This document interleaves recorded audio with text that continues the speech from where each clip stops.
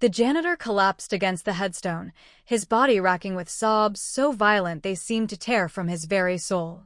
Beside him, a small girl with impossible eyes pressed her palm flat against the marble, whispering something Thomas Morgan couldn't hear. Thomas stopped breathing. In 8 years of visiting this grave, he'd never seen another soul here. Never shared this space. This was his private hell, his weekly pilgrimage to beg forgiveness from a daughter who could no longer hear him. But today, someone else knelt before Emma Catherine Morgan's grave, crying like they'd lost everything. Before we dive into this story that's about to turn a billionaire's world completely upside down, smash that subscribe button right now because what you're about to hear will haunt you for days. Hit like if you believe some secrets are worth dying for, and drop a comment telling me if you'd forgive someone who abandoned you. Now, let's find out who this crying man is and why he knows things about Emma that her own father doesn't. Thomas's hand tightened around the white orchid he brought every Sunday. His heart hammered against his ribs as he watched the scene unfold. The man looked mid-30s, wearing a threadbare maintenance uniform with a name tag that read Daniel. But it was the child who made Thomas's blood run cold. She couldn't have been more than 7, with tangled brown hair and a purple jacket 2 sizes too big. When she turned her face toward him, Thomas actually stumbled backward. Those eyes. Amber with rings of deeper gold. Exactly like Emma's. Exactly like his own mother's before she died. A genetic marker so rare the doctors had called it distinctive when Emma was born. "Who are you?" Thomas's voice came out strangled, accusatory. Daniel jerked upright, his face pale and wet with tears. For a long moment, he just stared at Thomas with an expression that cycled through shock, fear, and something that looked almost like relief. "Mr. Morgan," Daniel breathed. "I never thought I'd actually see you here. Marcus said you never came." "Marcus?" Thomas stepped closer, his expensive shoes sinking into the soft cemetery grass. "Who the hell is Marcus? And why are you at my daughter's grave?" Daniel's hand moved protectively to the little girl's shoulder.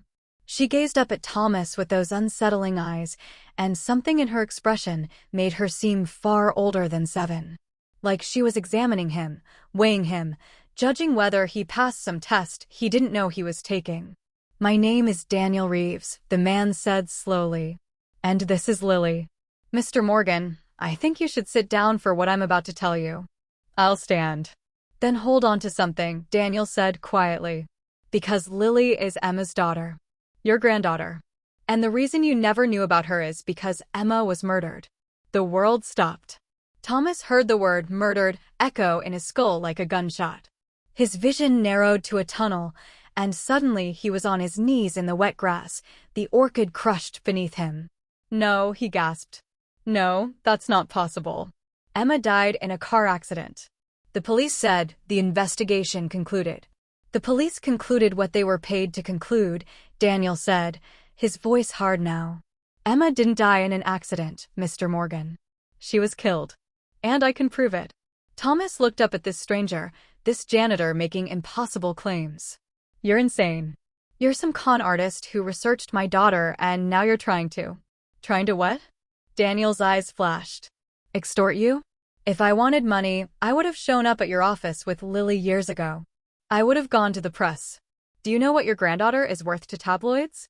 I could have sold the story 100 times over. Then what do you want? I want you to know the truth about your daughter's last 3 years. I want you to know who really killed her and why. And I want you to look at Lily and realize that Emma died protecting her." Lily spoke for the first time, her voice soft but eerily composed. "Mommy told me to hide. She said, 'Stay quiet, baby bird, and don't come out until the bad man leaves.' But I looked through the crack in the closet door. I saw everything." Thomas felt ice water flood his veins. "You were there?" "When Emma died. Lily was 2 years old," Daniel said. "Hidden in a bedroom closet while Emma fought for her life in the living room." "This is insane," Thomas whispered, but his hands were shaking. "The police said it was a car accident on the bridge. I saw the crash report. I identified her body at the morgue." "You identified a body that had been staged in a car accident," Daniel corrected. "Emma was already dead before that vehicle went into the water." She was killed 3 hours earlier in the apartment she shared with Marcus, my brother. The accident was a cover-up, and someone with serious money made sure it looked real. Thomas's mind reeled. Your brother. Marcus. You said that name before. Marcus Reeves. He was the love of Emma's life, Lily's father, and my best friend. He spent 4 years investigating Emma's death, trying to prove it was murder. Then a year ago, he died too. Another convenient accident. Scaffolding collapse at a construction site. Daniel's voice cracked. But Marcus wasn't clumsy. He was a master carpenter, careful and precise. Someone wanted him dead. Because he knew too much, Thomas said slowly, his business instincts finally catching up to shock. Because he was close to finding proof. Daniel pulled a battered envelope from his jacket pocket. Before Marcus died, he gave me this. Made me promise that if anything happened to him, I'd keep Lily safe and I'd find you. He said you deserved to know the truth, even if you'd been a terrible father. The insult should have stung, but Thomas barely registered it. He was staring at the envelope, seeing Emma's handwriting on the front. To Dad, it said, with the distinctive way she drew her Ds, with a little loop at the top. She wrote that 2 days before she died, Daniel said. She never got a chance to send it. Go ahead, open it. With trembling fingers, Thomas tore open the envelope. Inside was a single sheet of paper covered in Emma's neat script. Dad, if you're reading this, something has happened to me. I need you to know that I didn't die by accident. I found something I wasn't supposed to find, and now I'm scared. I'm writing this because if anything happens, someone needs to know the truth about what I discovered. And someone needs to protect Lily. Dad, I know we haven't been close. I know I've disappointed you by choosing Marcus, by leaving your world behind. But Marcus is good and kind and everything I need. We have a daughter now. Her name is Lily Catherine, after Grandma. She has your eyes, Dad. Amber with golden rings. She's beautiful and perfect, and I love her more than I thought possible. But I'm terrified because I found something in your files. Documents hidden in your home office safe. I was looking for Grandma's emerald necklace for Lily's christening when I found them. Dad, these documents prove that someone in your company has been laundering money through construction contracts. Millions of dollars. And the person doing it is someone you trust completely. I copied everything and gave it to Marcus. He has the evidence. But I think they know I found it because strange things have been happening. Someone broke into our apartment last week. Nothing was stolen, but things were moved. And I keep seeing the same black car parked outside. If something happens to me, find Marcus Reeves. He has the evidence. And please, please take care of Lily. She's your granddaughter. Don't let my mistakes cost her everything. I love you, Dad. I always have, even when you weren't there. I hope one day you can forgive yourself for missing so much of my life. Emma. Thomas read the letter 3 times, his hands shaking harder with each pass. Money laundering. In my company. His voice was hollow. Who? Who is she talking about? She didn't name them in the letter, Daniel said. But Marcus figured it out. He told me the name the night before he died.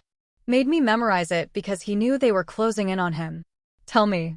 Thomas stood up, and despite his shock, his voice carried the command of a man used to being obeyed.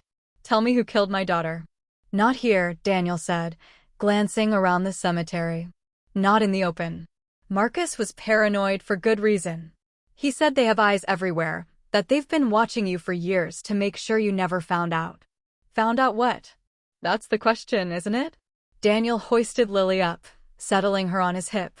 She wrapped her small arms around his neck, but kept her eerie amber gaze fixed on Thomas. Marcus discovered that Emma's death was just one piece of something much bigger.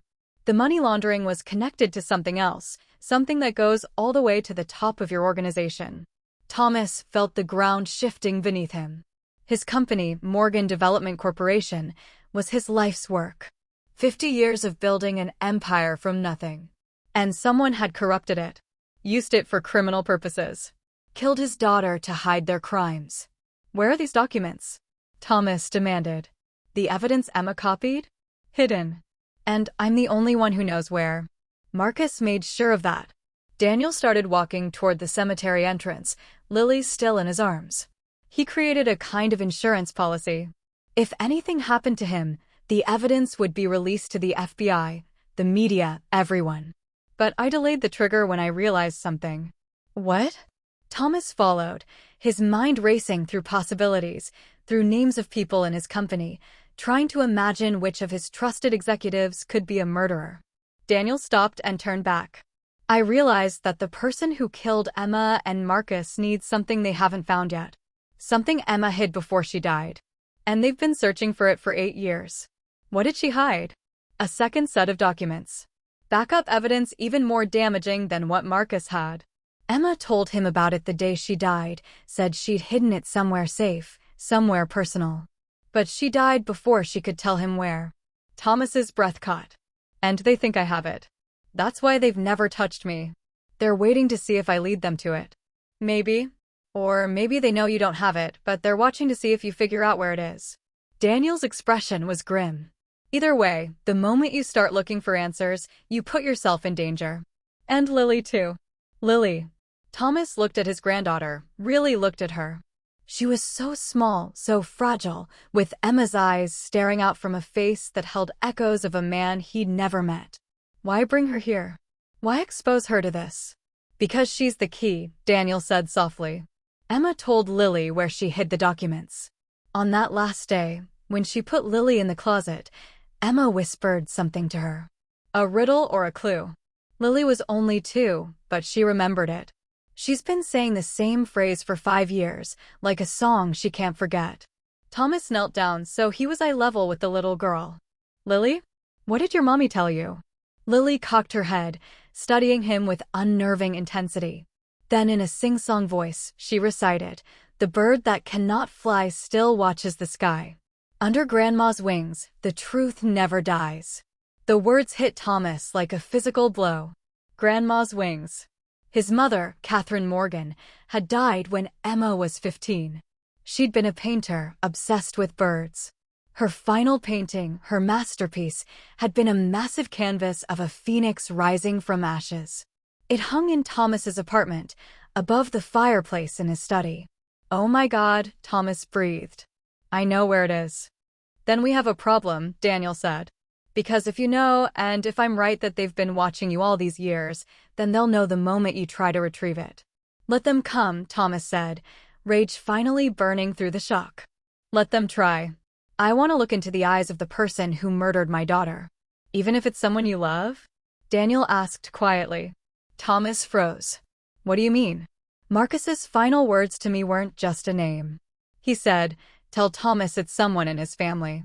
Someone who's been there all along. Someone he trusts more than anyone.'" Daniel's expression was sympathetic but firm. "Emma's killer isn't some stranger, Mr. Morgan. It's someone close to you.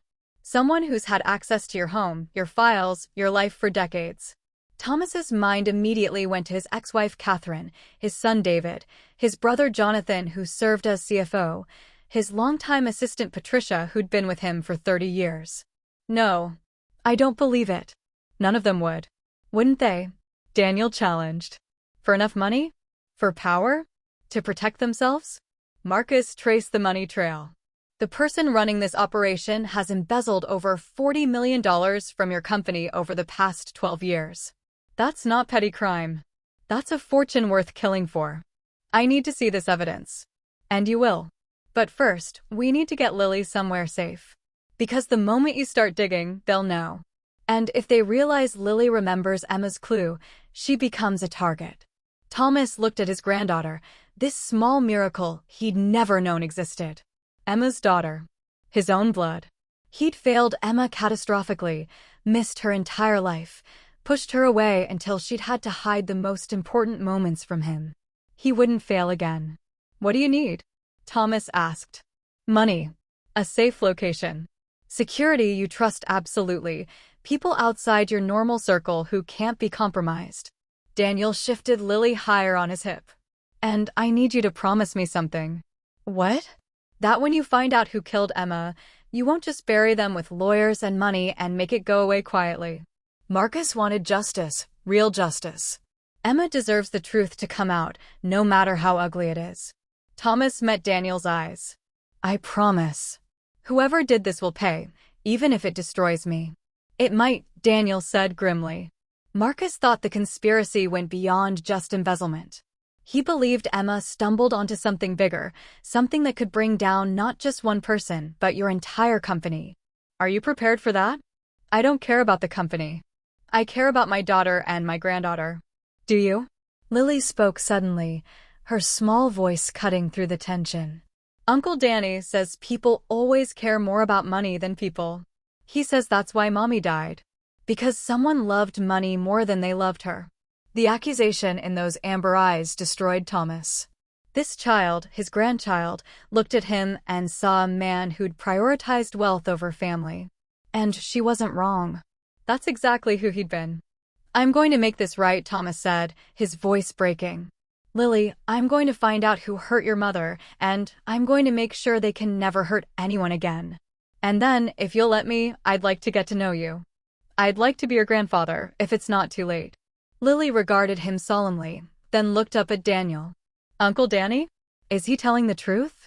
I don't know yet, sweetheart. But we're going to find out. There's a secure location I own under a shell corporation, Thomas said, already pulling out his phone. A penthouse in Brooklyn that no one knows about. I bought it years ago for business meetings I wanted kept off the books. It's clean, untraceable to me publicly. You and Lily can stay there while I investigate. And how do I know you won't just disappear once you have what you want? Daniel challenged. How do I know you won't take the evidence, bury it, and pretend this conversation never happened? Thomas thought about that. You don't. You're going to have to trust me. The same way Emma once trusted me enough to believe I deserved a second chance. Emma's trust got her killed. I know. And I'll spend the rest of my life trying to earn what she offered me. Thomas looked down at Lily again. But right now, all I can do is promise that I'm done being the man who chose money over people. I'm done being the father who didn't show up. Starting now, I choose differently. Daniel studied him for a long moment. Finally, he nodded. Okay, we'll go to your safe house. But I'm keeping the evidence secured until I'm certain you're serious. Fair enough. Thomas pulled up a car service app. I'll have a driver meet us 3 blocks from here. Someone outside my normal service. As they started walking toward the cemetery exit, Lily suddenly tugged on Daniel's collar. Uncle Danny, I'm scared. I know, baby. But we're going to be okay. The bad man from Mommy's apartment. What if he finds us again? Thomas froze. Again? Lily, have you seen someone watching you? The little girl nodded, her eyes wide. Sometimes. A tall man with silver hair and a black coat. He was outside our apartment last month. And at my school 2 weeks ago. Uncle Danny didn't see him, but I did. He was staring at me. Daniel had gone pale. Lily, why didn't you tell me? I did. I said there was a scary man. But you said I was just having bad dreams again. Thomas felt ice in his veins. Describe him. Every detail you remember. He's really tall. Taller than you. And he has silver hair that's all combed back smooth. His eyes are light, like water. And he wears a long black coat, even when it's not cold. Oh, and he has a scar. Lily touched her left eyebrow. Right here. Like someone cut him. The description hit Thomas like a punch. Silver hair. Light eyes. Scar on the left eyebrow. He knew exactly who Lily was describing. What? Daniel saw his expression. You know who she's talking about. Thomas's voice came out as a hoarse whisper. Jonathan Pierce. My brother. Emma's uncle. He's been my CFO for 27 years. I trust him with everything. Not everything, Daniel said grimly. Because according to Lily, he's the man who's been stalking her. And if Marcus was right, he's also the man who killed Emma. If you're still watching this, you need to subscribe right now because part 2 of this story is going to explode everything you think you know. Drop a comment telling me who you think really killed Emma and whether Thomas can be trusted. Hit that like button if you believe family can be the most dangerous enemy of all. Part 2 is already up, and trust me, the twists will leave you speechless. Don't miss what happens when Thomas confronts his brother, when Lily finally remembers what else she saw that terrible night, and when the evidence hidden under Catherine's wings reveals a truth that will destroy everything Thomas Morgan built.